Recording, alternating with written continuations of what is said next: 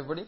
This is lecture 4, a kind of continuation from lecture 2, in which I showed you the Philidor's defense. Now that's a very easy way to secure a draw, by placing the rook on the 6th rank with the king and pawn already on the 5th rank. But if black in this position, if the attacking player has already made you make some concessions and has reached this kind of attacking stance, then you still do have a fail-safe, and this is the king to the short side technique, as it is popularly known.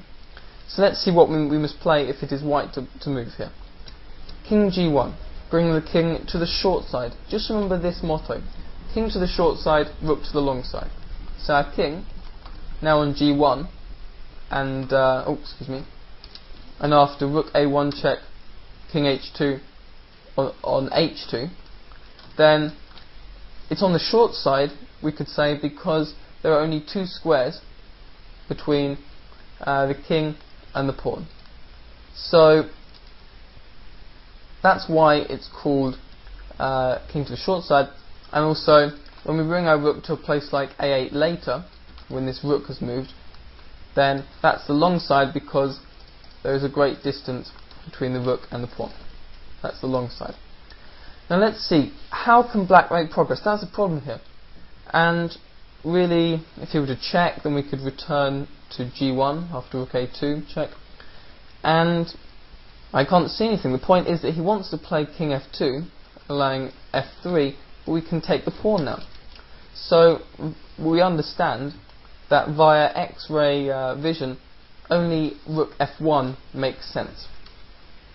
And by the way, if king e3, then this isn't such a good idea, since king g2 just shows that we've brought our king to the defense. And actually, it's funny, we can transpose to the Philidor's defense now after rook a2, king f1, f3, because f3 is the only reasonable attempt at a win, you'd say, because he's advancing. And now we check, and hey presto, if you remember our previous lecture, this is easily a draw.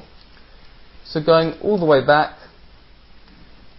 now we understand that it only really makes sense to play rook f1 in this position. And now here's the point: king to the short side, rook to the long side. And sure enough, rook a8 secures the draw. Why? Because the point of rook f1 is to defend the f4 pawn. And now king f2 would indeed seem to make progress, but then rook a2 check, and we check on the queen side, where there is sufficient checking distance to irritate the king. And now it's just a perpetual series of checks until black has been driven away so far that he surely cannot make any progress. In fact, just going back, I think king g2 is a much better and more aesthetically pleasing draw, since we just pick up the pawn, and going back after, I don't know, rook wherever you want, b1, then rook f3, thank you very much, good night.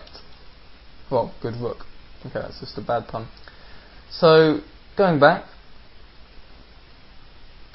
understandably black fears this so much that he instead plays rook e1. And now here's the point: we don't check on the queen side, we play rook f8, and black has the same dilemma. He cannot defend this pawn sufficiently in order to move his king away and then advance. Okay, so we'll leave it there. Just remember, king to the short side, rook to the long side when it's required, and you can keep a sufficient grip on the f4 pawn. Thank you very much. This is PeterLalic signing off, saying good luck with your chess, and I'll see you in lecture 5.